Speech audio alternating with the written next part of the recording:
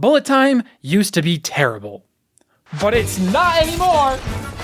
Yeah, that was awesome. I'm so cool. Since the exact second that The Matrix hit theaters, gamers have been obsessed with bullet time, and there's 4 reasons why. Max Payne was the first ever video game to implement bullet time, and they did it so well. Oh my god. You can't just spam this move over and over to break free of every sticky situation. You know, Max actually has to get up off the floor for a few seconds when you dodge with it, the resource fills extremely slowly, and the consequences are very, very steep for playing like a dumbass. And more importantly, it just feels good. I wrote that line in bold and italics. That's how you know it's good. Bullet time and dodging come bound to the same key by default, so every gunfight has this awesome, like, get down, Mr. President moment where you're diving for cover, shooting bad guys in slow motion. It perfectly captures that New York noir detective fantasy, especially because you have to launch a full-on fucking criminal investigation just to get it to launch. It's not very common to have to mow down legions of enemies in Max Payne. It's usually just 1 or 2 guards at a time that you want to dispatch really quickly in a surprise so you don't have to risk dying in 2 seconds. Which is exactly how a detective would operate. The developers are intentionally trying to make the player feel like a rogue detective through gameplay, and the bullet time is a tool that facilitates that feeling.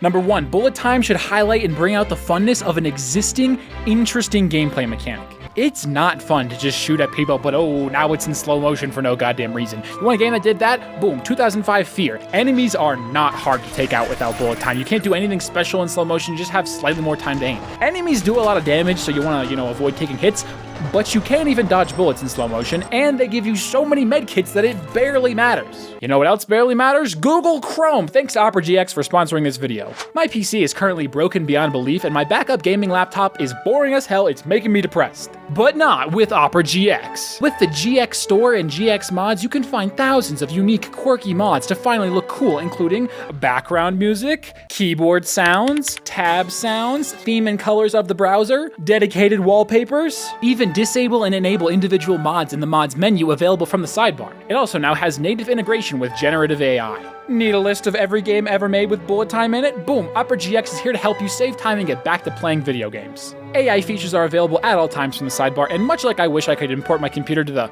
the dump, you can use the Opera GX Quick Import tool to quickly import all of your settings like browsing history, bookmarks, and cookies from your previous browser. Come on, baby, come on, you got this. You got this, bro, you got this. God damn it. It's even compatible with every Google Chrome extension. Use my link below to download Opera GX today. Now back to dodging bullets. Dodging bullets? Slow motion? Wasn't there this one game that lets you do that? What was it called? Super hot. Super hot.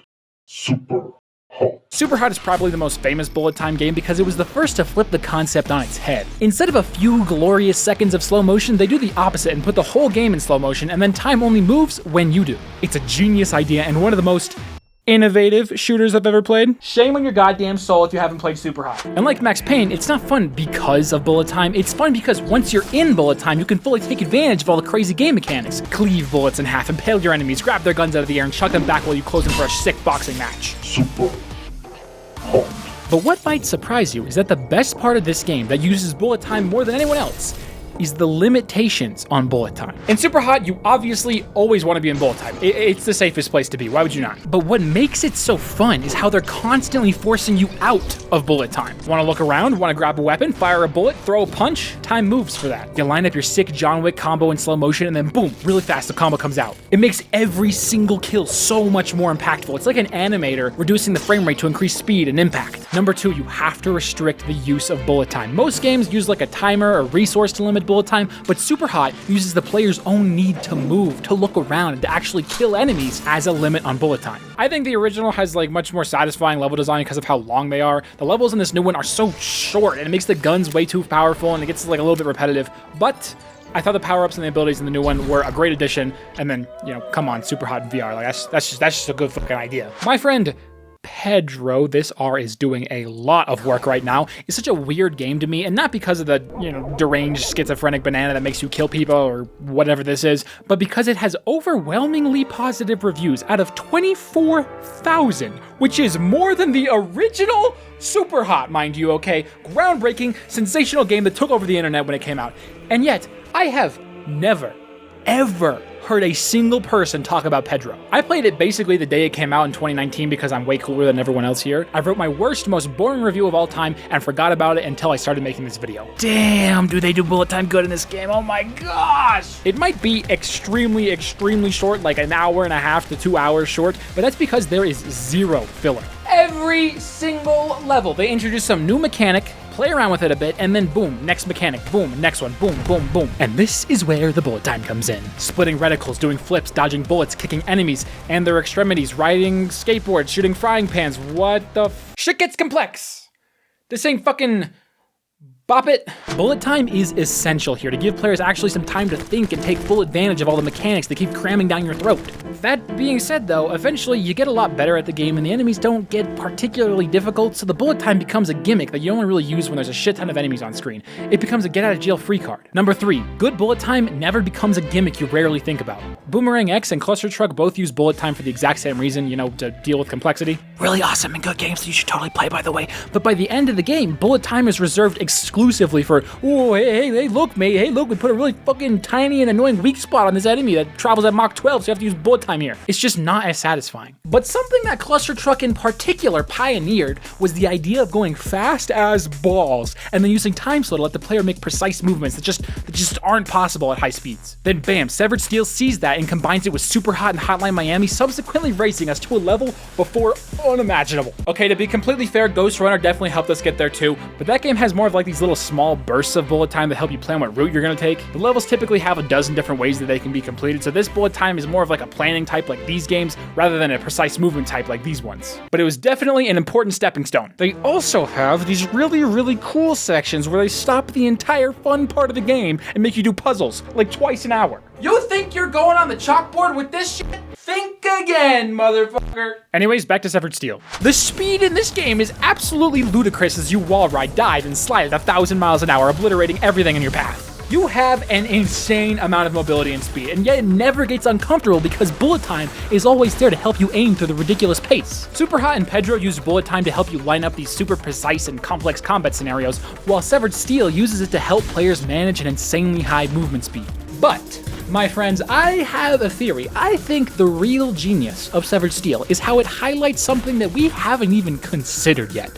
How goddamn incredible it feels to take out enemies without bullet time, after you've gotten used to killing them with bullet time. I swear, the more I played this game, the more and more it felt like time slowed down and I could see everything clear without pressing the bullet time button.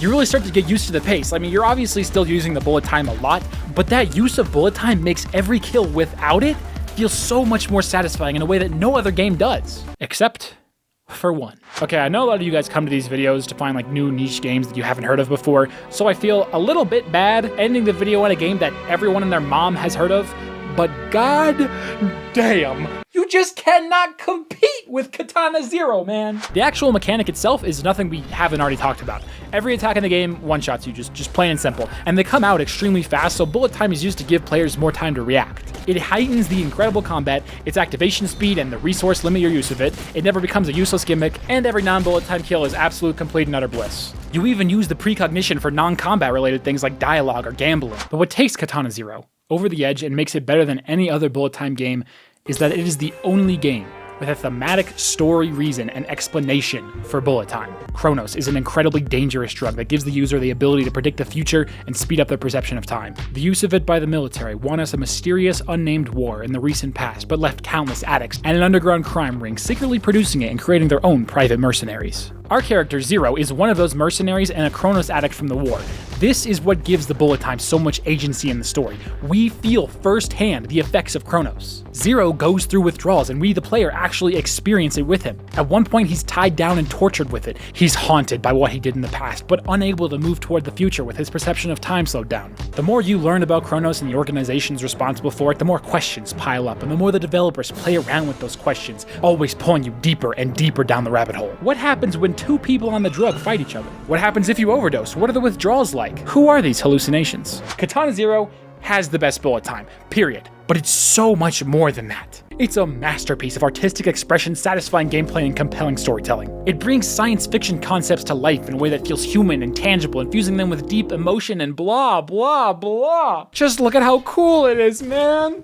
They're releasing a free DLC Someday, hopefully. Apparently a large part of the development team lives in Ukraine, so that sucks. Add it to the list, I guess. Here's a tier list of every game I've played with bullet time. Please subscribe. Thank you, patrons, especially H-Drive and Crybaby. Okay, bye!